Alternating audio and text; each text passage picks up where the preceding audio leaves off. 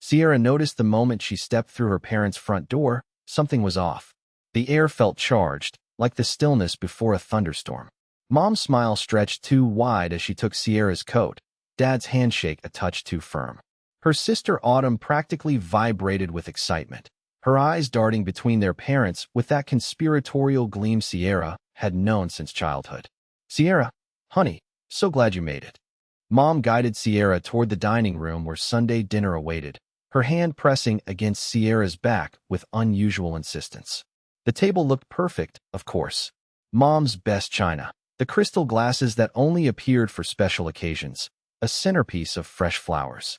Whatever this was, they had planned it carefully.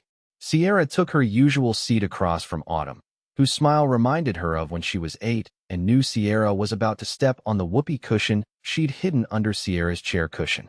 Dad carved the roast beef with practiced precision, while Mom distributed mashed potatoes, green beans, and those Parker House rolls Sierra had loved since childhood. That's when Sierra spotted it. A manila folder tucked beside Dad's plate, its corner peeking out from under his napkin. Sierra's stomach tightened. "How's the clinic?" Mom asked, her voice artificially bright. "Still working those crazy hours?" "Business is good." Sierra kept her answer simple, watching Dad's eyes flicker toward the folder. "We've increased our patient load by 20% this quarter." Autumn snorted softly. "All those patients, but such a tiny waiting room. Someone should really upgrade your office management." The pieces clicked together in Sierra's mind, a puzzle she wished she couldn't solve. Dad cleared his throat, setting down his fork with a deliberate clink against fine china. "Sierra, we've been thinking about the future of your clinic." Sierra froze mid-bite, the food turning to sawdust in her mouth. Mom jumped in smoothly, as if they'd rehearsed this. "Family businesses need family management, dear. Your father and I have been discussing how to keep healing hands in the family long-term." "It's not a family business," Sierra said carefully. "You built it with our support," Dad countered, reaching for the folder. "And now Autumn has an excellent proposal that will benefit everyone." Sierra's sister straightened in her chair, practically preening. "I've worked up a business plan to become your practice manager. I'd handle all the boring paperwork stuff while you focus on patients." She leaned forward, eyes gleaming. "I'm only asking for a 25% profit share, which is really reasonable considering all the growth I'll bring." Sierra's heartbeat pounded in her ears. This wasn't a casual Sunday dinner. It was an ambush. Memories flooded back unbidden. Double shifts at the hospital cafeteria during physical therapy school, sending money home to help Autumn through her freshman year of college, while Sierra ate ramen in a one-room apartment with furniture rescued from curbsides. Midnight study sessions after 14-hour clinical rotations. The $187,000 in student loans that still drained Sierra's checking account each month. "I already have a clinic manager," Sierra said, surprised by the steadiness in her voice. Mom waved her hand dismissively. "But Autumn is the real people person. Remember how she charmed Dr. Wilson at your clinic opening? He barely noticed you were there." Sierra remembered, just like she remembered Dad dismissing her academic honors at graduation. Book smarts don't build practices, Sierra, while photographing Autumn in Sierra's cap and gown. Sierra remembered Autumn's temporary help at the front desk last summer that resulted in unauthorized discounts to her sorority sisters. The weeks Sierra spent apologizing to patients after Autumn's scheduling mix-ups left some waiting hours and others turned away entirely. "May I see what you've prepared?" Sierra asked, nodding toward the folder. Dad slid it across the table with a satisfied smile. "It's already been drawn up by my attorney. Just needs your signature. I can start tomorrow." Autumn clapped her hands together. "I already have ideas for redecorating your office." Sierra took a deliberate sip of water, then set the glass down precisely on its coaster. With slow, measured movements, she reached for her own briefcase, resting beside her chair. "Before we discuss this further," Sierra said, "there's something you should see." In the weighted silence that followed, Sierra unlocked her briefcase with a click that echoed like a gunshot. Her father's confident smile faltered as she withdrew a leather portfolio, the expensive one she had splurged on after landing the contract with Denver Sports Medicine, a silent reminder of successes achieved without their help. "What's this?" Dad's voice held the faint tremor of a man unaccustomed to surprises. Mom glanced nervously between her husband and Autumn, her fingers fidgeting with her napkin. Autumn's smile, so triumphant moments ago, began to wilt around the edges as Sierra carefully arranged her documents on the table, aligning them with the precision she brought to patient treatment plans. 3 weeks ago, I signed a management services agreement with Colorado Healthcare Partners. Sierra tapped the top page where their corporate logo sprawled across the letterhead. They're managing all administrative aspects of Healing Hands going forward. Dad reached for the papers, his brow furrowed. You can't make decisions like this without consulting family. Actually, I can. Sierra slid another document toward him. I've highlighted Section 4. 3 for your convenience. No family members may be employed in management positions without unanimous board approval. The board consists of myself and 2 partners from CHP. Autumn's face flushed crimson. You did this on purpose. I made a business decision. Sierra maintained eye contact with her sister, refusing to look away first, one based on previous experience. From her portfolio, Sierra extracted a folder containing patient complaint forms, all meticulously organized by date. These are from last summer when you worked at the clinic. Sierra didn't need to open it. The thickness spoke volumes. 15 scheduling errors resulting in double-booked treatment rooms. 23 unauthorized discounts, including 8 to your sorority sisters. 31 billing code errors that nearly triggered an insurance audit. Mom reached across the table, her fingers stopping just short of touching Sierra's. Sierra, honey, everyone makes mistakes when they're learning. These weren't learning mistakes. Sierra stood slowly, finding unexpected power in towering over her seated family. These were careless mistakes made by someone who thought rules didn't apply to her. Sierra withdrew another document, this one created by her accountant. This itemizes the $42,000 in free treatments provided to this family over the past 3 years. Dad's rotator cuff rehabilitation. Mom's plantar fasciitis. Autumn's sports massages before her beach vacations. The stunned silence felt like vindication. Their expressions shifted from entitled certainty to uncomfortable shock. While I covered your healthcare needs, I was eating ramen noodles to make my student loan payments. I worked double shifts at the hospital cafeteria to help fund Autumn's freshman year. When you said you couldn't afford both our educations simultaneously, Sierra locked eyes with her father. I slept on treatment tables when I couldn't afford both rent and malpractice insurance. Sierra's phone buzzed with a text. She glanced down to see her clinic manager's message. Did you tell them yet? The timing couldn't be better, a reminder that she wasn't alone anymore. My staff witnessed Autumn's summer of chaos, staying late to fix her mistakes while she posted Instagram photos from rooftop happy hours. They know the truth behind the Bennett family dynamics. My mentor warned me years ago that family and business mix like oil and water, Sierra said, remembering Dr. Winter's concerned expression when she caught Sierra crying in the supply closet after Dad missed her clinic's grand opening. I should have listened sooner.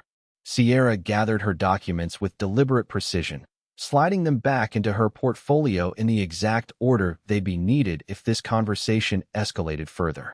The methodical movement calmed her, just like when she organized treatment supplies before a difficult patient session. We can negotiate. Dad's voice had lost its authoritative edge, replaced by the tone he used when a business deal started slipping away. 20% instead of 25%, a trial period. Sierra closed her portfolio with a snap. My clinic isn't your piggy bank. It's my career. Mom's hand flew to her throat, a dramatic gesture she'd perfected over years of family conflicts. I never thought you'd put business before family, she whispered. The statement hung between them, revealing everything wrong with their perspective. In their minds, Sierra's success existed to benefit them. Her clinic represented not her achievement, but their opportunity. I'm not putting business before family, Sierra replied, her voice steadier than she felt inside. I'm putting boundaries before exploitation. Autumn pushed back from the table, her chair scraping against the hardwood floor. You've always been so dramatic, Sierra, acting like you did everything yourself when we've always supported you. Supported me? Sierra raised an eyebrow. When exactly? Was it during my graduation, when Dad was taking photos of you in my cap and gown? Or when Mom told Dr. Wilson I was just the medical person at my own clinic opening? The memories surfaced like air bubbles in water, quick, sharp, impossible to stop once they started rising. Remember my 12th birthday when I got a card while Autumn received a new bicycle? Or my high school valedictorian ceremony where no family members attended because Autumn had a cold. Sierra zipped her briefcase closed. Your support has always been conspicuously absent when it mattered. Dad stood now too, his height no longer intimidating as it was throughout Sierra's childhood. You've changed, Sierra. Success has made you cold. No. Sierra met his gaze without flinching. Success has made me visible, and you don't know what to do with a daughter you can't ignore. Sierra lifted her briefcase from the chair, surprised by how light it felt compared to the weight she'd carried for years. For the first time since entering their house, she took a deep breath that didn't hurt her chest. I'll see myself out. Sierra turned toward the door, then paused. Oh, and starting next month, family treatments will be billed at standard rates. Our charity program is reserved for patients who can't afford care, not those who simply prefer not to pay. Behind her, Sierra heard her mother's shocked intake of breath, her father's muttered curse, and Autumn's theatrical sob. But for once, their reactions didn't pull her back into the familiar dance of appeasement. Sierra stepped out into the evening air where her phone buzzed with another message from her clinic manager. We're all here for you. And for the first time in her life, she truly believed it. That night at her apartment, memories flashed back. Sierra's 12th birthday fell on a Tuesday in April, unremarkable except for the math test she aced and the single card propped against her cereal bowl that morning. 2 weeks later, Autumn turned 10 and received a gleaming teal bicycle with streamers on the handlebars and a wicker basket for collecting neighborhood treasures. Sierra watched from their front porch as Autumn circled the driveway, their parents clapping with each wobbly lap. Sierra, take a picture of your sister. Dad called, tossing her his camera. This is a milestone. Sierra angled the viewfinder to capture Autumn's beaming face, her hair catching sunlight as Dad steadied the bike seat. Mom waved a handkerchief like she was sending off royalty. Remember when I got my first bike? Sierra asked later, helping Mom with dishes while birthday cake crumbs still dotted the kitchen table. She paused, sponge suspended. You were a practical child, Sierra. You always wanted books instead. But Sierra hadn't. She'd circled bikes in catalogs for 3 years running. High school graduation brought academic honors, valedictorian, science medal, full academic scholarship to Colorado State. The auditorium buzzed with proud parents clutching bouquets and cameras. Sierra's parents arrived 7 minutes after her speech, slipping into back row seats as she returned to hers. Traffic was terrible, Mom whispered when they found Sierra afterward, empty-handed. But we're here for Autumn's dance recital tonight. You're coming, right? The pattern repeated through college. Sierra's Dean's List certificates arrived by mail at their family home, while she worked double shifts at the hospital cafeteria. The envelopes remained sealed on the kitchen counter for weeks. When physical therapy school graduation finally arrived, Sierra stood alone after the ceremony until Autumn waved from across the quad. There you are. She grabbed Sierra's mortarboard. Dad wants pictures of me in this. You don't mind, right? For 20 minutes, Sierra watched her parents photograph her sister wearing Sierra's hard-earned cap, their backs to Sierra's honors cords, and the diploma case clutched in her hands. Book smarts don't build practices, Sierra, Dad said later, returning Sierra's cap without meeting her eyes. For years after graduation, Sierra was hunched over her laptop at midnight, the clinic dark except for her office light. Loan statements glared from the screen, $187,000 remaining, the monthly payments larger than her rent. Meanwhile, she'd just transferred $1,200 to Autumn for her temporary housing crisis following her 4th job change in 2 years. Sierra's own apartment remained furnished with roadside rescues, a coffee table with uneven legs, a sofa that smelled faintly of previous owners no matter how much she cleaned it. The sound of Sierra's stomach growling echoed in the empty clinic. The bank manager's voice still rang in Sierra's ears from that morning's appointment. Without a cosigner or additional collateral, Miss Bennett, we simply can't approve this business expansion loan. She nodded politely, tucking the rejection letter beside the others in her bag, not mentioning that her parents had refused to co-sign but had purchased Autumn a new car the previous month because she needs reliable transportation for interviews. The treatment table became Sierra's bed that night. She curled onto the paper-covered vinyl, wrapping herself in a patient blanket after 16 hours of back-to-back appointments followed by insurance paperwork. The cleaning crew found her there at 5 a.m., still clutching spreadsheets. 6 months later, when Healing Hands physical therapy finally opened in its own space, not just a rented room in someone else's clinic, Sierra's parents stopped by for 15 minutes between Autumn's bridal shower and their dinner reservation. "It's nice," Mom said, glancing at her watch, "like a real doctor's office." Dad peered at Sierra's framed credentials. "Just remember, it's always about the people, not the degrees." They left before the small reception began, missing the champagne toast from Sierra's 3-person staff and the ribbon-cutting photo for the local business journal. The summer Autumn decided to help out at the front desk became a professional nightmare. Her sorority sisters received unauthorized discounts while regular patients found their appointments rescheduled or canceled entirely. Insurance forms piled up unprocessed until late-night hours when Sierra discovered them stuffed into desk drawers. "They were so boring," Autumn explained when confronted. "Besides, they're just old people with Medicare. They don't have anywhere important to be." After she left, Sierra spent weeks making personal calls to every affected patient, rebuilding trust one apology at a time. The turning point came unexpectedly during a meeting with Blue Shield's regional provider representative. The stern-faced woman across Sierra's desk had rejected their previous 3 claim submissions. "Ms. Bennett, your documentation simply doesn't meet our standards for..." Sierra slid a folder across the desk, interrupting her practiced rejection. "These are revised protocols I developed specifically addressing your guidelines. I've cross-referenced each treatment code with your latest manual." Her eyebrows rose as she flipped through meticulously annotated pages. "You did this yourself?" "Every night for 3 weeks. Her assessment was blunt. Most providers just argue or give up. 3 days later, the insurance company approved their entire claims backlog. Within months, physician referrals increased as word spread about their exceptional documentation and outcomes. The first profitable month arrived after 2 grueling years. Sierra stared at the accounting software late one night, verifying the numbers 3 times before allowing herself to believe them. No one was there to celebrate with her, but for once, the silence felt like power rather than abandonment. Sierra realized something profound as she locked up that night. Her invisibility had become her superpower. While her family focused on Autumn's charm and social connections, Sierra built something substantial in the shadows. The skills she developed through years of self-reliance, persistence, precision, strategic thinking now served as the foundation for her growing business. Ellie Morgan, Sierra's clinic manager, proved this theory when she declined a hospital position offering significantly more money to stay with Healing Hands. "They don't value people like you do," she told Sierra, tearing up the offer letter. "I've worked in healthcare for 30 years, Sierra. What you're building here is special." When Autumn's scheduling disasters created chaos, Sierra's staff stayed late without complaint, ordering pizza and tackling the backlog together. "We've got this," Carlos, her lead therapist, assured Sierra as midnight approached. "Your sister's interesting, but we're a team."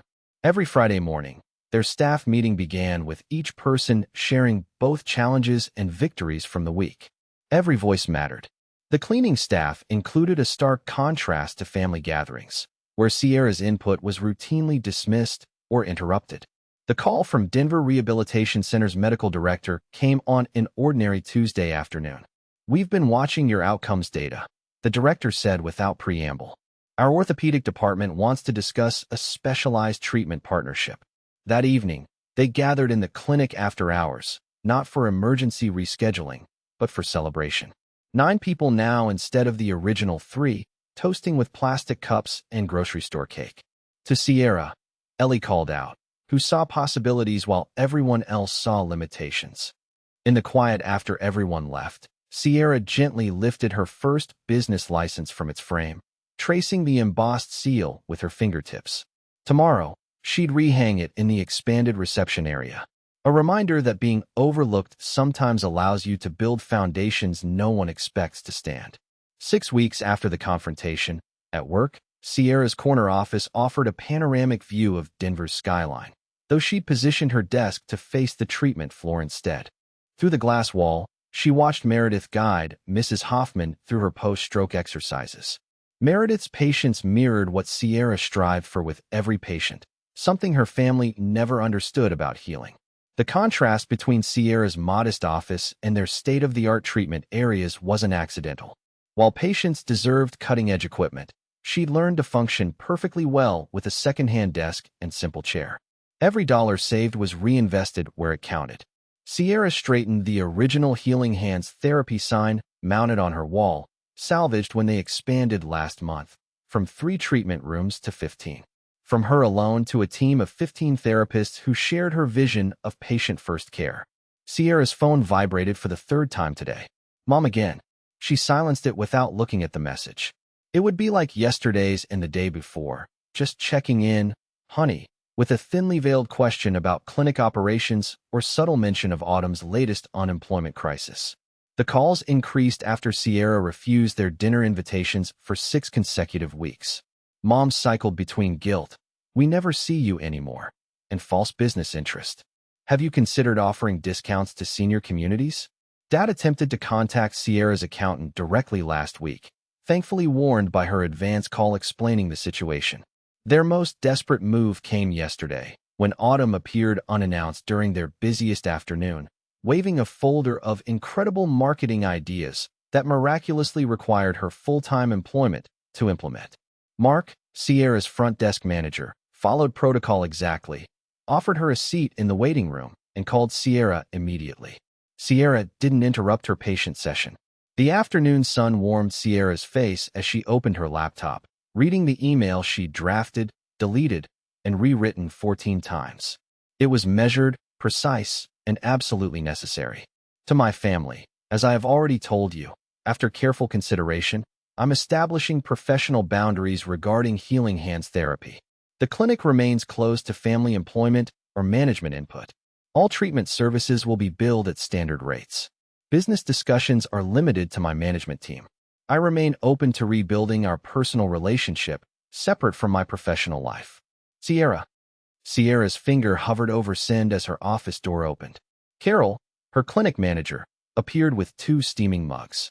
"Thought you might need reinforcements," she said, placing a coffee beside Sierra's laptop. "I saw the social media post." Sierra raised an eyebrow. Carol slid her phone across Sierra's desk. There was Sierra's mother's Facebook profile, featuring a photo from Sierra's clinic's opening day 3 years ago. Mom stood beside Sierra, arm around her shoulder, a rare moment of apparent support Sierra now recognized was performative. "So proud of my daughter Sierra's vision with Healing Hands therapy. We've always believed in her healing touch. Proud mama, family business." The timestamp showed it was posted 20 minutes ago. "The hashtag is interesting," Carol said carefully. "Family business." The words tasted bitter.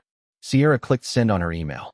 They'd never paid $1 toward this clinic, never worked an hour here, never believed it would succeed until it did. "Communities noticing the disconnect," Carol said. "Dr. Reynolds mentioned it last week when he referred that complex shoulder case." Sierra looked up, surprised. "Said he always sends patients here because you built something genuine, not handed down or gifted." Carol tapped Sierra's original business license frame.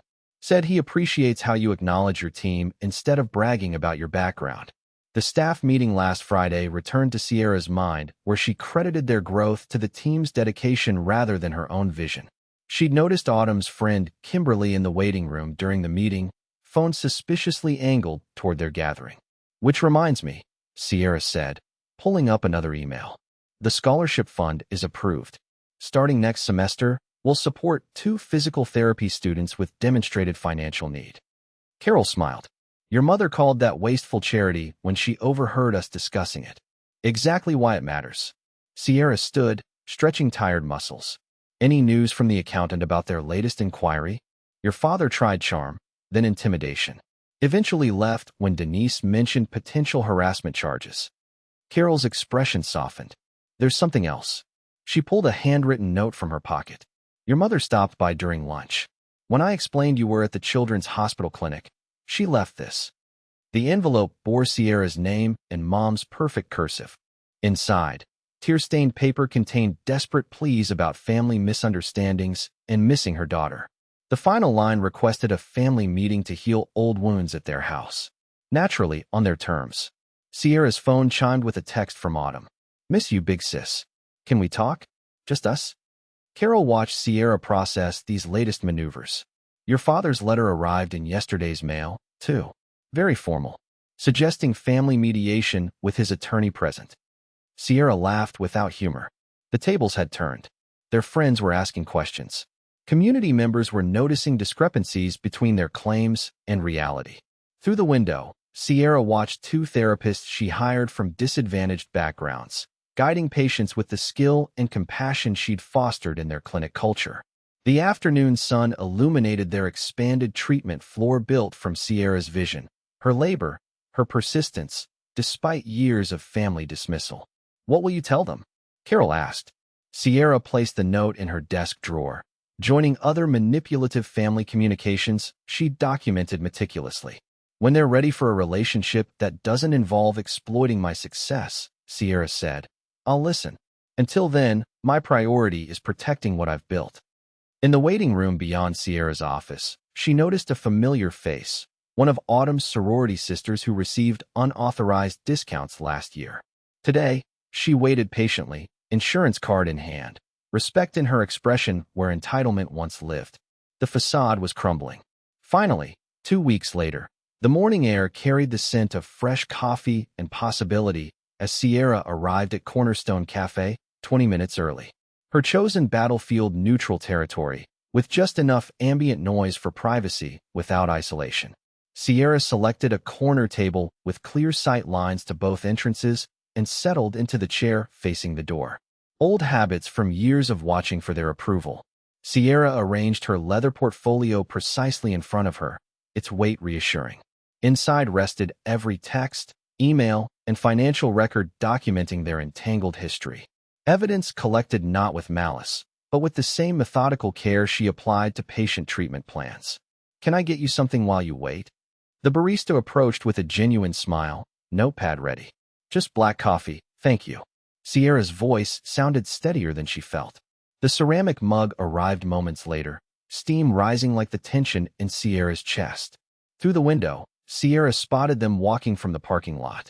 Dad's shoulders square beneath his golf polo, Mom fidgeting with her pearl necklace, Autumn's confident stride betrayed by her nervous glances at their parents. They'd coordinated their outfits in cream and tan tones, a united front.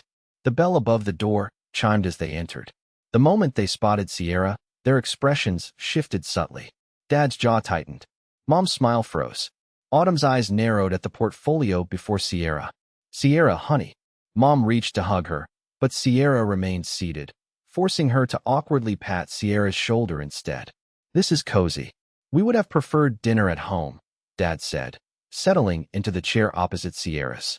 "Family matters should be discussed privately. This isn't just a family matter." Sierra tapped her finger on the portfolio. "This concerns my business." Autumn slid into the chair beside Dad, her perfume overwhelming the coffee aroma. "We brought muffins from that bakery you like." She pushed a paper bag toward Sierra that she didn't touch. A waitress appeared, took their order, and disappeared with practiced efficiency. The moment she was gone, Dad leaned forward, hands clasped on the table. "Blood is thicker than water, Sierra." His voice dropped to that authoritative tone he used when Sierra missed curfew at 17. "Family stands together, especially in business." Mom reached across to squeeze Sierra's wrist. "We've always been proud of you, sweetie, always. Your father and I tell everyone about our brilliant daughter, the doctor." "Physical therapist," Sierra corrected automatically. "Doctor of physical therapy," Autumn added, with surprising accuracy before launching into her rehearsed speech. "Speaking of which, I've been thinking about our last conversation and I realize I came on too strong, so I've drafted a new proposal." She produced a sleek tablet from her purse. "A consulting arrangement instead of management. 3 days a week, better social media presence, corporate client outreach."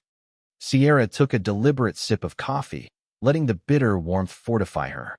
"Before we discuss any proposals, there's something you should know. The Hendersons asked me an interesting question at their anniversary party last weekend." The mention of their family friends caused all three to stiffen. "They congratulated me on my family partnership and asked when you'd all join my practice." Sierra opened the portfolio, revealing a neatly organized collection of paper. "They seemed surprised when I told them you weren't partners in my business." Dad's face flushed. "We never said. I have screenshots of your Facebook posts mentioning our clinic and the family practice."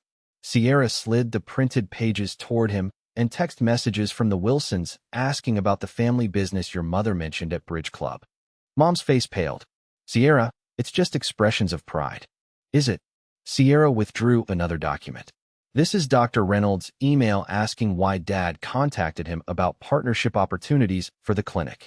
The silence stretched between them, punctuated only by the hiss of the espresso machine and murmured conversations from nearby tables. You've been watching us. Autumn's voice carried a note of betrayal, as if Sierra was the one who violated trust. I've been paying attention. Sierra met her gaze steadily. The same attention I've given to building my practice while you were telling your sorority sisters they could get free treatments. Dad attempted to seize control of the conversation. We're getting sidetracked.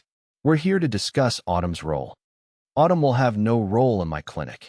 The words came out with a calm certainty that surprised even Sierra. Neither will you or Mom.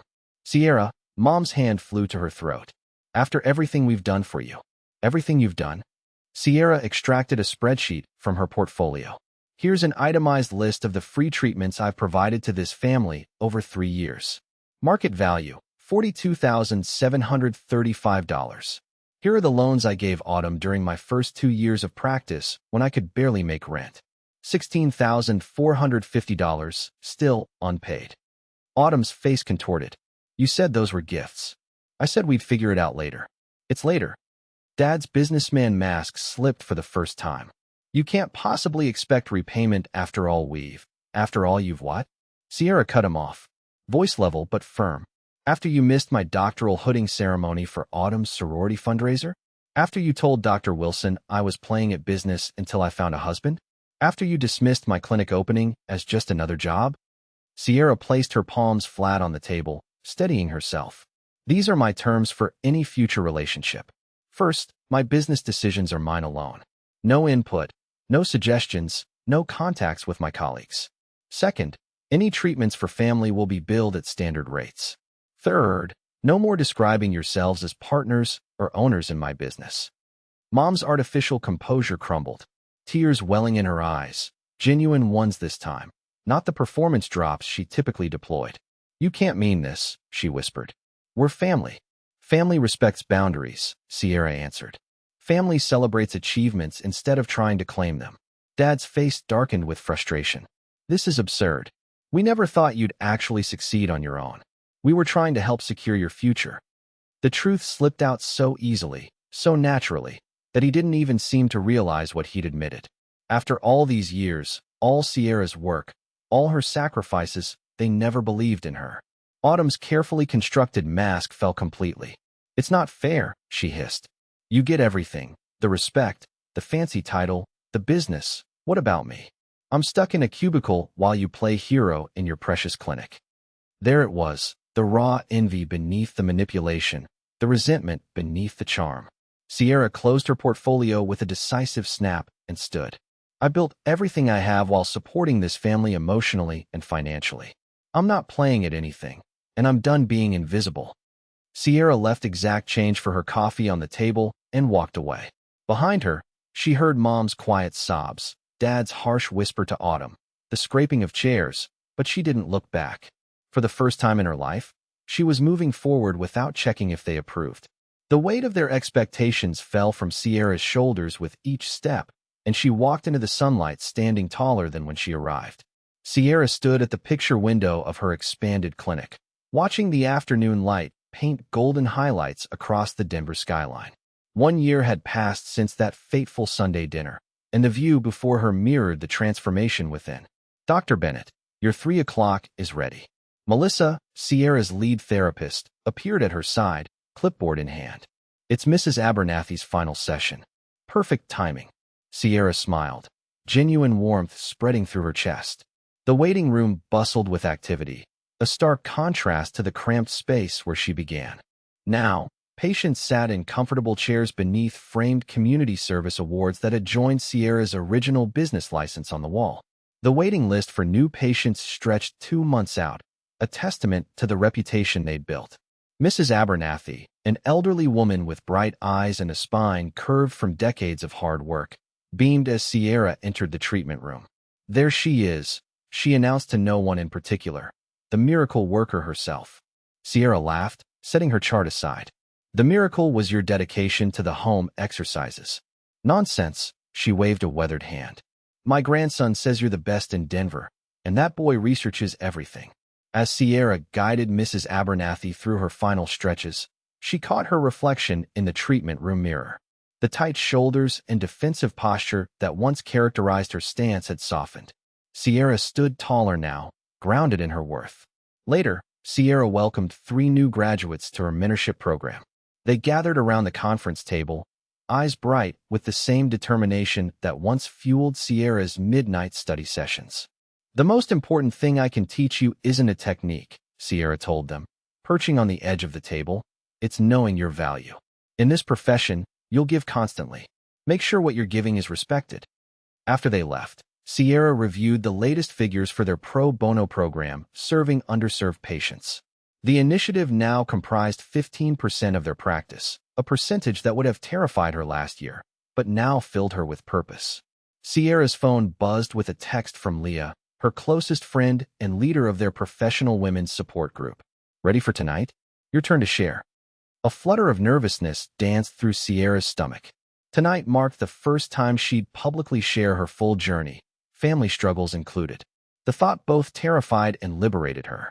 Before leaving, Sierra checked her personal email. Mom had sent photos of her volunteer work at the community garden, her third message this week that didn't demand anything from Sierra. Small steps, but genuine ones. Dad's name remained absent from the sender list. Some wounds needed more time than others. A separate email contained a job announcement from Autumn, her first position at a corporate office with no connection to Sierra's clinic. The message lacked her usual excessive exclamation points, a subtle sign of her growing independence. The evening sun cast long shadows as Sierra arrived at Leah's home for their monthly dinner. Unlike her parents' dining room with its oppressive formality, this space hummed with authentic conversation. Sierra's chosen family of colleagues and friends passed dishes family style, their laughter a healing balm. To Sierra, Melissa raised her glass. Who taught us all that standing your ground isn't selfish, it's necessary? As applause rippled around the table, Sierra thought of the scholarship she'd established for PT students from challenging backgrounds, the boundary-setting workshop she'd lead next month, and tomorrow's launch of their specialized vestibular rehabilitation program. When dinner concluded, Sierra stepped onto Leah's back porch. The mountains rose majestically against the horizon, steadfast and immovable, much like the boundaries she'd learned to maintain. You look peaceful, Leah said, joining her. I am, Sierra breathed deeply. I finally understand that I can heal my patients without sacrificing myself in the process. Tomorrow, Sierra would treat an elderly man with the same care she once lavished on family members who took without gratitude. The difference was, he'd look her in the eye and say thank you, and she'd know she'd been seen. I'm Sierra Bennett, she whispered to the mountains, and I heal people who value the healing.